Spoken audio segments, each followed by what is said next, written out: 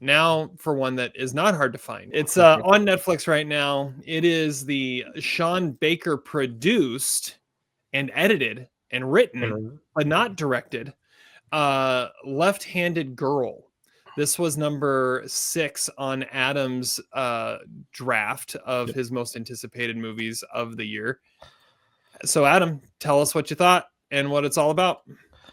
Well, I might have sniped this from Zach because Zach being the bigger Sean Baker fan, but of course, I think we've all grown to appreciate Sean Baker, especially him capturing the best picture and best director, all those great prizes he won at the Oscars this last year for Nora, one of our favorite films from last year as well. This film has similar beats because it's the same producer and writer partner, Shih-Ching Tsou, who directed this one in her very first solo directed outing. She has also co-directed with Sean Baker on a movie from 2004 called Takeout, which I believe hopefully one of us have seen, but I know I haven't at this time. But this movie follows a family, mother and her 2 daughters. One's kind of a teenager, kind of 16-ish, maybe 17 or so. Still, 19. what was that? I think she's 19. 19. Okay, so she's still a teenager technically, but a young adult, and then a little girl who is in a kindergarten, and she's the left-handed girl. So the essentially they have to move into this kind of new place, and she has this noodle stand, and they're going through some financial hardships, and so a lot of things going on in this movie. But essentially, we get to see all these happenings through the eyes of this kindergartner as she's going around and having to learn that, like, seeing through all the complicated issues through the eyes of a kindergartner, and her grandfather's telling her that she has this devil hand because she's left-handed. Now, this is the most relatable situation in the film for me because I'm also left-handed, and when I lived in Georgia in kindergarten and first grade, this same thing happened to me. My kindergarten teacher said I could not write with my left hand because it's not right, essentially. So I had to write with all my stuff with my right hand. So very relatable situation that happened in this movie here. This movie has a lot of really good performances, but it does follow a lot of similar beats. I think a lot of again, this might be just because she learned a lot of stuff from Sean Baker, and he had a lot of probably influence in this movie. But a lot of Florida Project shots in this movie with her running around, kind of stealing, going through different things, hanging out with people, which is not a bad thing because I really like Florida Project. I think it's one of my favorite Baker films. But then it also has some really good angsty teenager stuff. Also, this complex relationship with her mom, with this twist that did happen near the end of the movie at this mother-in-law, at this grandmother's birthday party, which is also kind of fascinating. The grandparent storyline is also kind of really kind of bonkers and kind of out there as well. But it's all very done in a way that is enjoyable because maybe it's the same feel of other films we've had. I think there's a lot of promise with this Zhao as a director. I think she can get a lot out of it, and having this showing this different part of the world that necessarily I'm used to seeing is always a bright spot here. This movie has some really great cast here. Shih-Yuan Ma is the here is as the 19-year-old. She is like her first performance here. One of her first performances. That's such a really great first role there. Aijin or Nina Yi, who plays the 6-year-old, she does a really good job, kind of really embodied Brooklyn Prince there. And then Janel Tsai as the mom is also really good here as well. My favorite performance, though, it's not like a performance, but one of my favorite minor characters in this movie is the Billy Mays of Taipei. That's Johnny, who is so great in this Great movie. call. He is such a fascinating guy.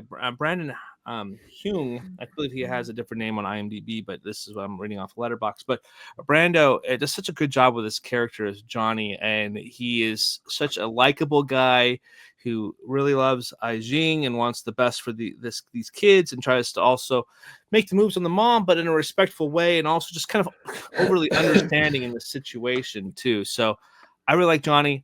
I enjoyed this movie.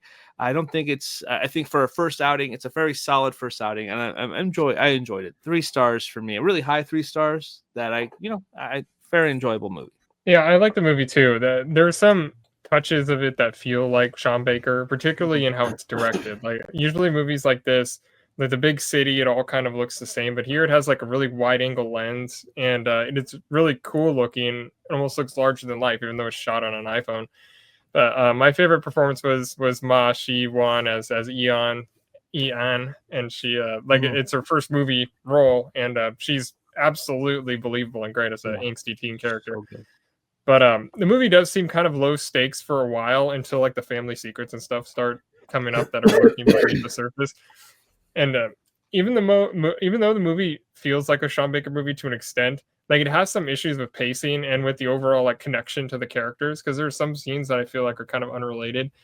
But the surprising revelations and stuff are not entirely original at this point. Like, I mean, it was a little surprising that that's where it went, but I don't really feel like it fit with most of the rest of the movie.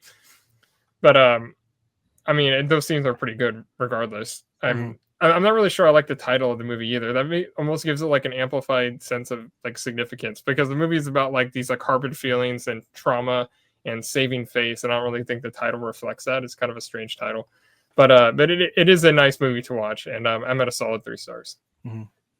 Yeah, great first performance by her. She's definitely one of the probably that might stand out too. So good call. Do any of Sean Baker's movies titles make sense? Like, I mean, Honora is pretty standard. Well, but that's she doesn't even go by that name. Like, I don't know. I guess. I mean, but this isn't his baby. So, all right. So you guys are at 3 stars. I'm at 4 stars again. I adored this movie. Yeah. I didn't know what I was getting into. I just had heard the title a lot.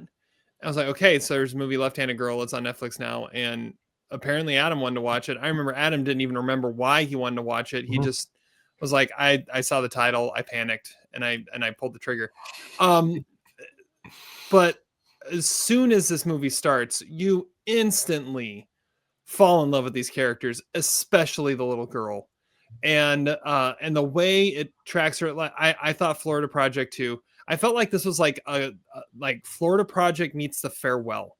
Those were the 2 movies I kept thinking about as I was watching this movie, because you're dealing with watching this little girl like grow up and kind of have her own way going through life. But then you also have that idea of family expectations and what the family wants from you versus what you're supposed to be doing or what you want to be doing, and how those mesh together and how those fit together. And I thought it worked really well with that. The score to this movie is so cool. It is such a kinetic score as you follow Yijing through the crowds of Taipei and all the different things that she's doing and all the places she's going.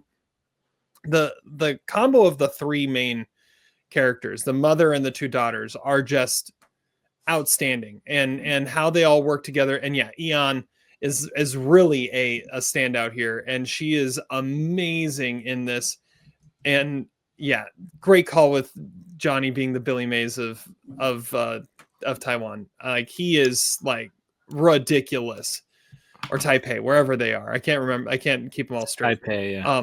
Brando Huang. That's how you say it, Adam. Brando Huang. Okay. Huang. Yeah.